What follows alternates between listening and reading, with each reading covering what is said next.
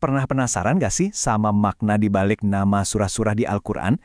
Nah, hari ini kita bakal menyelami salah satu yang paling bikin mikir, surah ke-64 At-Tagabun. Yuk kita bedah bareng-bareng tema-tema utamanya, biar kita bisa nangkep pesan mendalam di baliknya. Oke, jadi pembahasan kita nanti ada 4 bagian. Kita mulai dari yang paling dasar dulu, keagungan Sang Pencipta.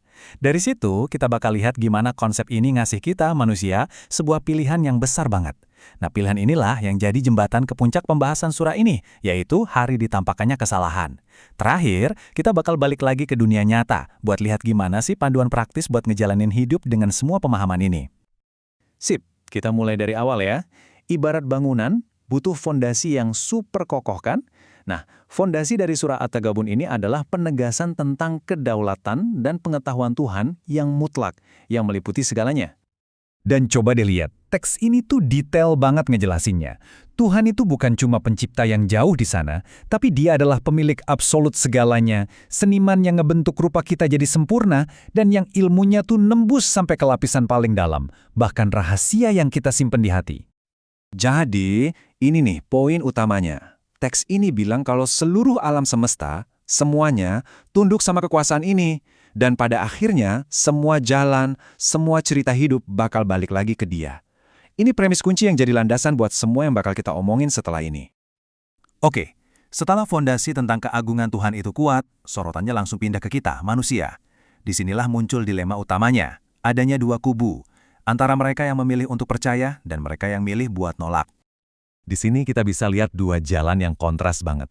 Satu sisi ada mukmin, orang yang beriman, yang mau nerima petunjuk. Di sisi lain ada kafir, orang yang menolak. Dan argumen inti mereka tuh, masa sih manusia biasa bisa jadi petunjuk buat kami? Nah ini dia titik perpecahannya. Dan kutipan ini, wah ini benar-benar nangkep inti masalahnya. Jadi, pilihan antara iman dan penolakan itu bukan hal sepele, tapi emang bagian dari desain kita sebagai manusia. Dan yang paling penting, setiap pilihan itu dilihat. Nggak ada yang kelewat sama sekali. Dan semua pilihan ini, percaya atau menolak, semuanya akan berujung di satu hari penentuan. Hari yang jadi nama surah ini sendiri, At-Tagabun. Jadi, At-Tagabun itu apa sih sebenarnya?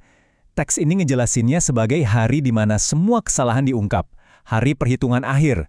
Coba bayangin kayak neraca raksasa, di mana semua untung rugi dari pilihan hidup kita ditimbang dan ditunjukin dengan sangat jelas. Nah, ini dia klaim utama dari pihak yang menolak. Mereka bilang, nggak ada tuh yang namanya hidup setelah mati. Buat mereka, mati, ya udah, selesai. Ini fondasi dari penolakan mereka. Tapi, jawaban dari teksnya itu tegas banget, nggak pakai basa-basi. Ini bukan sekedar pernyataan, tapi sebuah sumpah. Kebangkitan itu pasti ada. Dan bukan cuma itu, semua yang kita lakuin bakal diungkap satu persatu. Dan inilah hasil akhirnya, digambarin dengan jelas banget. Buat orang yang beriman, ada pengampunan dan surga yang abadi, disebut sebagai kemenangan yang agung. Sebaliknya, buat mereka yang mengingkari, konsekuensinya adalah neraka, seburuk-buruk tempat kembali. Kontrasnya jauh banget. Oke, setelah kita ngomongin soal gambaran akhirat, surah ini narik kita balik lagi ke sini, ke masa sekarang. Pertanyaannya jadi, terus kita harus gimana dong hidup di dunia ini? Nah, bagian terakhir ini isinya petunjuk-petunjuk praktisnya. Nah, ini konsepnya dalam banget loh. Hal-hal yang paling kita sayang di dunia, harta kita, anak-anak kita, itu disebut sebagai cobaan. Bukan berarti mereka itu buruk ya, tapi karena saking sayangnya kita sama mereka, itu bisa ngebelokin kita dari tujuan yang lebih tinggi. Disitulah letak ujiannya. Dan di sini ada sisi lain yang menarik dan realistis banget. Teks ini ngakuin kalau kadang-kadang orang terdekat kita justru bisa jadi musuh yang ngejauhin kita dari jalan yang benar. Terus solusinya gimana? Harus seimbang, kita tetap waspada, tapi jangan pernah nutup pintu maaf. Jadi, gimana caranya biar sukses menurut surah ini?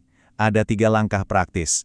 Pertama, bertakwa, sadar sama Tuhan semampu kita.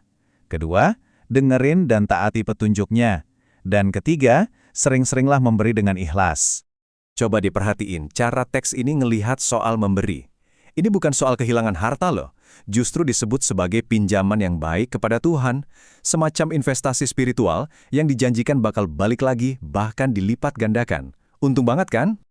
Dan ini nih kesimpulan yang ngena banget buat bagian ini. Sukses yang sejati menurut teks ini, itu bukan diukur dari seberapa banyak yang kita punya, tapi dari apa yang berhasil kita lawan di dalam diri kita sendiri, yaitu sifat kikir.